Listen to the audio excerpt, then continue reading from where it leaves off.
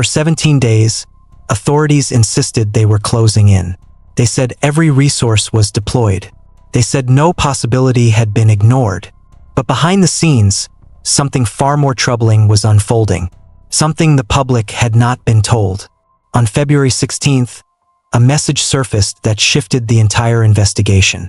It wasn't just another ransom demand. It was a claim that Nancy Guthrie had been seen alive beyond the border, under watch and not alone. The message warned that time was slipping away. It suggested the people responsible were still in control. This is the disappearance that has shaken investigators. This is the evidence that refuses to fit any normal pattern. And this is why experienced agents admit nothing about this case makes sense.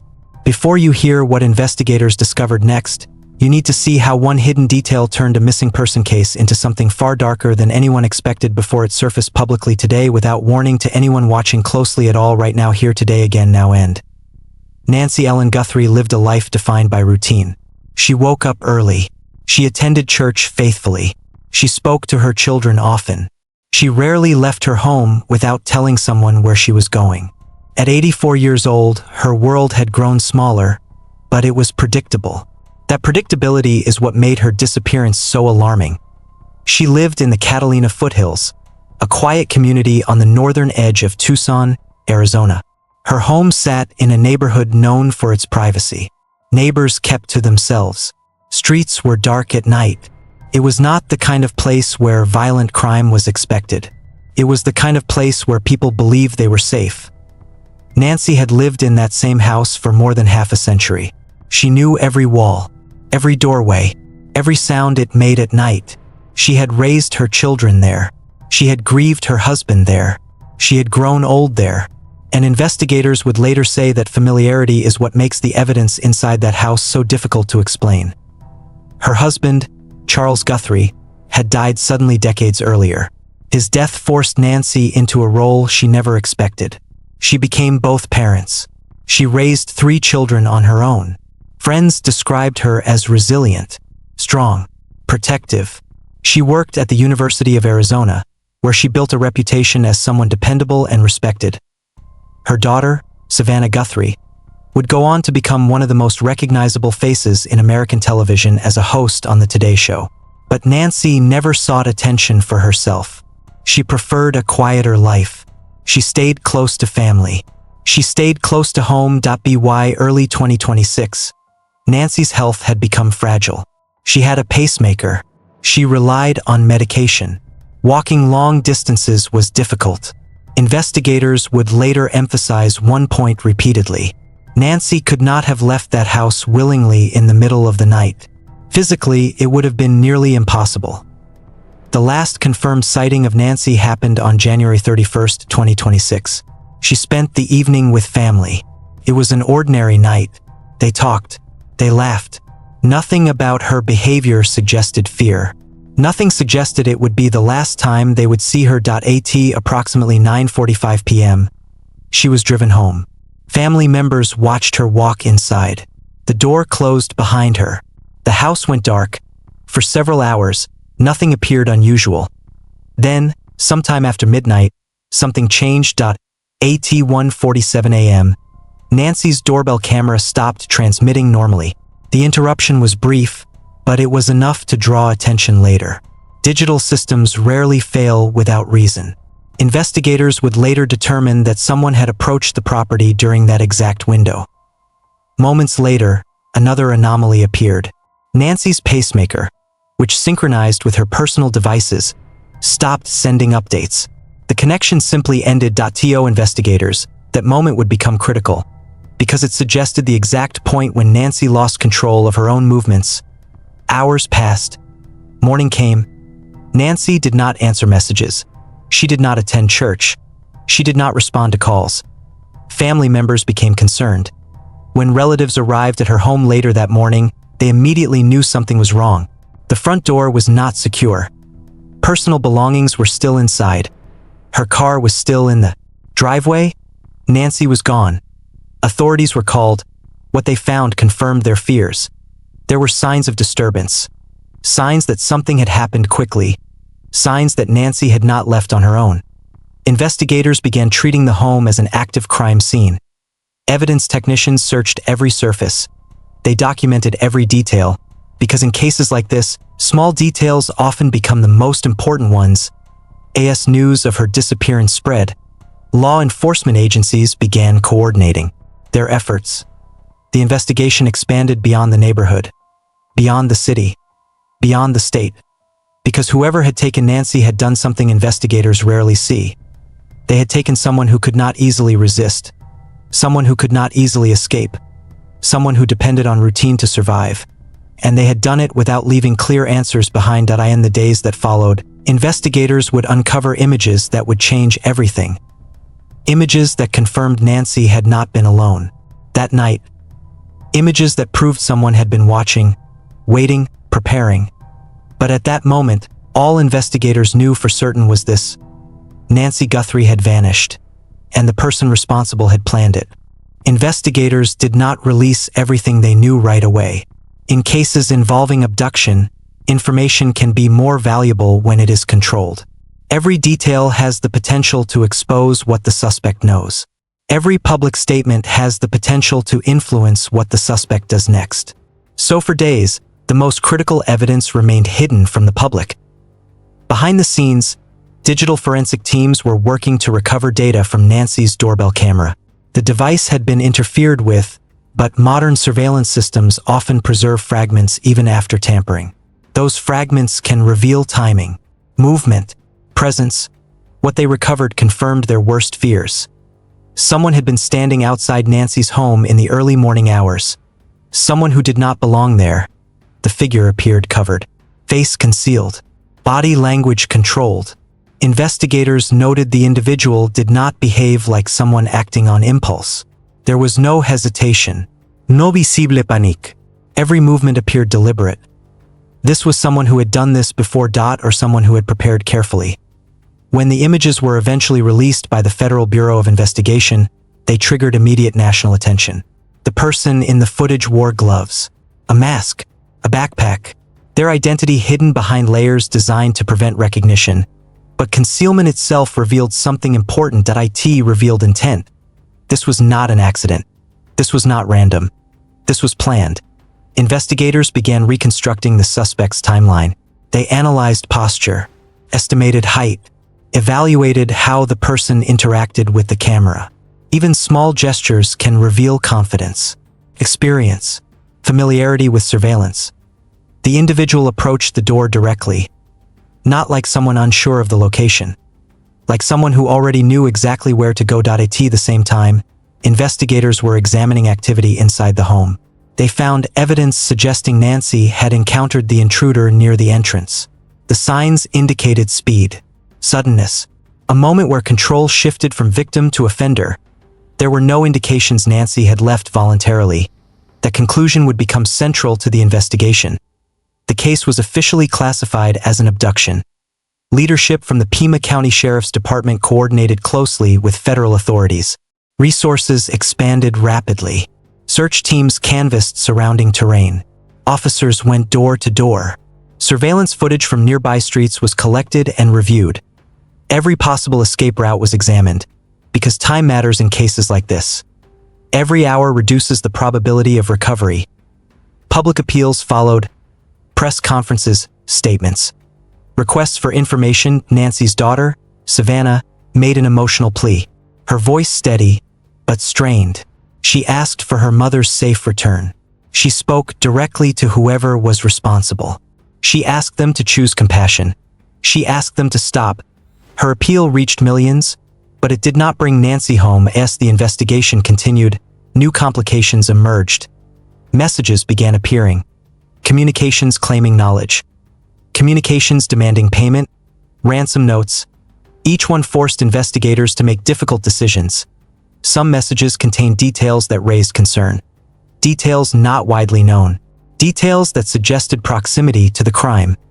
Other messages appeared less credible. Designed to confuse. Designed to exploit. Sorting truth from deception became its own challenge. Because in high-profile cases, attention attracts more than answers. It attracts opportunists. It attracts interference. Investigators tracked every message, analyzed language, analyzed timing, analyzed delivery methods. They worked to determine whether the communications originated from the same individual seen on camera. Or from someone else entirely. At the same time, forensic teams examined physical evidence recovered near Nancy's home, items abandoned, items possibly connected to the suspect. Each piece offered potential answers, but none offered identity. DNA analysis revealed genetic material belonging to an unknown individual, someone not in existing criminal databases, someone who had never been caught. Or someone who had never been tested. That discovery shifted investigative assumptions, because it suggested the suspect may not have a traditional criminal history, which made predicting behavior more difficult, which made locating them harder. Still, investigators continued, because cases like this do not stop.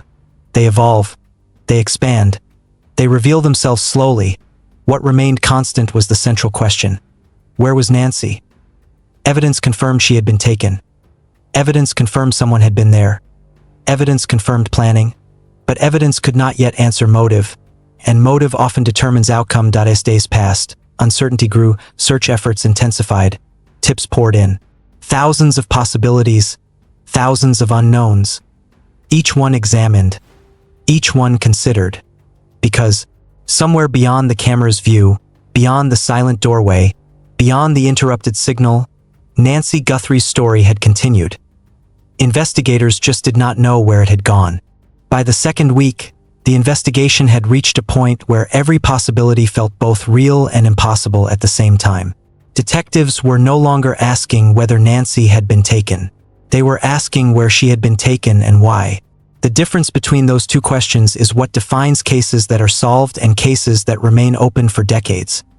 Search teams expanded their radius beyond the immediate neighborhood. Desert terrain surrounded the Catalina foothills. Dry riverbeds, isolated roads, abandoned structures. Each location represented a place someone could hide. Each location represented a place someone could disappear. Helicopters passed overhead. Ground teams moved slowly across the landscape. Nothing was found at the same time. Federal agents began examining border activity. Arizona sits within reach of international crossing points. Investigators could not ignore the possibility that Nancy had been transported out of the country. Agencies including U.S. Customs and Border Protection reviewed surveillance records. They analyzed vehicle crossings. They searched for anything unusual. But border crossings happen in volume. Thousands every day. Finding one specific movement without a suspect's identity is like trying to find a single footprint in a storm. Still, the possibility remained, because one of the messages received during the investigation had claimed Nancy was no longer in the United States. Investigators could not prove it. They also could not dismiss it. Back in Tucson, forensic analysis continued inside Nancy's home. Specialists reconstructed movement patterns. They evaluated timing. They studied how long the suspect had remained outside before entry. The evidence suggested patience. The suspect had not rushed. The suspect had waited. That detail alone told investigators something important. This had not been random. Random offenders do not wait calmly outside a specific home in the middle of the night. They react. They improvise. They panic. This person had done none of those things. This person had arrived prepared. Nancy's personal technology provided another layer of mystery. Her pacemaker had maintained regular communication with her devices, including her Apple Watch. That communication stopped abruptly. No warning, no gradual failure. Just silence. To investigators, silence can be as meaningful as sound, because silence means interruption. Silence means interference. Silence means the moment something changed. As the public followed each development, Nancy's family continued their efforts. They appeared in interviews. They released statements. They asked for help. Their lives had been placed on hold, suspended between hope and fear. Savannah Guthrie stepped away from her duties at NBC. She stepped away from the camera. She stepped away from the routine that had defined her professional life. Even her scheduled coverage of the 2026 Winter Olympics became secondary. Because for her, this was no longer a story. This was her mother, and somewhere, someone had the answer. Investigators also faced another reality. Time changes evidence, memories fade. Witnesses forget details. Opportunities disappear. The longer Nancy remained missing, the more fragile the trail became. Still, they continued to follow every lead, every phone call, every report, every possibility. Because sometimes cases break not because of major discoveries, but because of small mistakes made by the person responsible. A vehicle seen at the wrong time. A purchase made in the wrong place. A conversation overheard. Investigators believed the person responsible was not invisible. They believed the person existed somewhere within ordinary life, walking past people, speaking normally, hiding behind routine. That belief is what drives investigations forward. Because it means the story is still active. It means the ending has not been written. What made Nancy's disappearance different was her vulnerability. She was not someone who could easily survive without assistance. She depended on medication. She depended on stability, which meant whoever took her understood that, understood her condition, understood her limitations, understood her value. That realization introduced a possibility investigators could not ignore. Nancy may have been targeted. Not chosen randomly, chosen specifically, chosen intentionally. And if that was true, then the suspect's connection to her might not be visible on the surface. It might exist quietly in the background, waiting to be discovered. As each day passed, the investigation continued to exist in uncertainty. There were images, there was evidence, there was DNA, there was proof a crime had occurred, but there was still no answer to the most important question. Where was Nancy Guthrie? Somewhere, beyond the camera's final frame, beyond the last digital signal, beyond the silent house she had lived in for half a century, her story had continued. And until the person responsible is identified, until the truth is uncovered, until the silence is broken, that question will remain unanswered. Because someone knows what happened. Someone was there. Someone made the decision, and someday, whether by evidence, by confession, or by time itself, that decision will be revealed. If you know anything about what happened to Nancy Guthrie, contact the Pima County Sheriff's Department tip line at 520-351-4900 or the Federal Bureau of Investigation tip line at 1800. Call FBI. Because somewhere tonight, an 84-year-old woman may still be waiting to be found, and every minute matters. If you want the truth as it unfolds, subscribe now. I report these cases every week because silence helps no one anywhere right now. Please stay aware today.